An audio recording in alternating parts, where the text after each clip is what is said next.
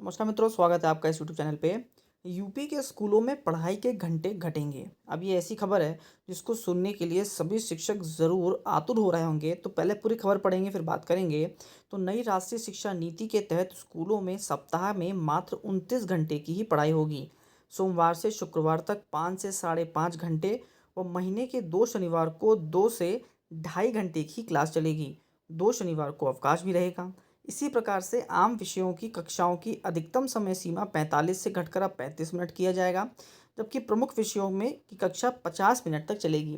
राज्य सरकार ने नई राष्ट्रीय शिक्षा नीति को अक्षरशः लागू करने के उद्देश्य से शिक्षा विभाग को नई शिक्षा नीति के नेशनल करिकुलम फ्रेमवर्क के तहत ही स्कूलों में पढ़ाई के लिए नई नियमावली तैयार करने के लिए निर्देश दिए हैं। नई नियमावली लागू होने के बाद कक्षाओं का समय 35 मिनट हो जाएगा। केवल प्रमुख विषयों मसलन गणित, हिंदी, अंग्रेजी, विज्ञान आदि विषयों में से जुड़ी कक्षाओं का समय 40 से 50 मिनट निर्धारित किया जाएगा। नई शिक्षा नीति के तहत स्कूलों में सप्ताह के कुल 29 घंटे कक्षाएं लगाई जाएंगी। साल में 10 दिन बिना बैग बच्चे स्कूल आएंगे। तो नई राष्ट्रीय शिक्षा नीति में बच्चों को पढ़ाई के बोझ से राहत देने के उद्देश्य से साल में अलग अलग तिथियों में कुल 10 दिनों तक बिना बस्ते के आने की छूट रहेगी। बिना बस्ते वाले दिनों में बच्चों को मौखिक और प्रयोगों के जरिए पढ़ाया जाएगा। अब आपको मैं पहले पूरी बात बता दूं, तो ये खबर आज की नहीं है, ये खबर पुरानी है, लेकिन ये अब वायरल क्यों हो रही है।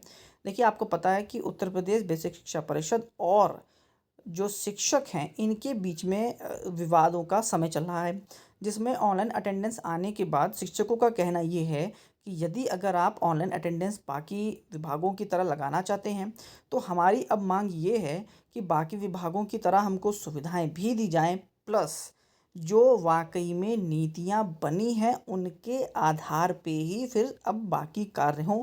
जैसे जो 29 एक्स्ट्रा कार्य करवाए जाते हैं, जिसमें गणना से लेकर मतगणना और बाल गणना सारे कार्य आते हैं, वो कार्य हमसे ना करवाए जाएं।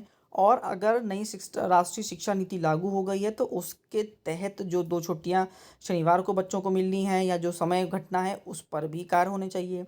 अब आपको पता है कि इस वक्त बेसिक के स्कूलों में 8 से लेकर 2 तक का स्कूल चलता है।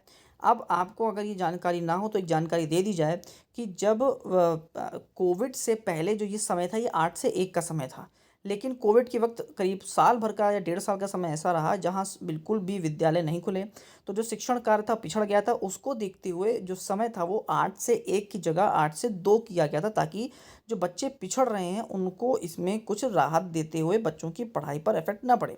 लेकिन अब वो जो राहत थी वो राहत न बनकर रोज का कार्य बन गया है।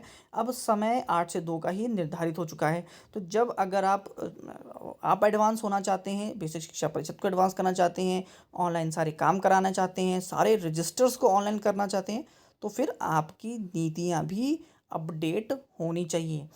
अगर आप शिक्षकों को अपडेट कर रहे हैं, बेसिक शिक्षा परिषद के पूरे कह सकते हैं ए से लेकर जेड तक का बेस पूरा बदल रहे हैं, क्योंकि देखिए सभी काम कागजों पर ही होते थे और ये मात्र एक ऐसा विभाग है जिसमें सारा का सारा काम ऑनलाइन करने के लिए आदेश हैं।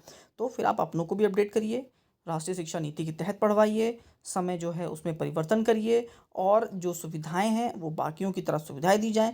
वरना या तो आप पीछे हटिए और अगर आप आगे बढ़ते हैं तो अच्छे से आगे बढ़िए। और बल्कि अगर मैं अपनी पर्सनल राय दूं तो बिल्कुल आगे बढ़िए।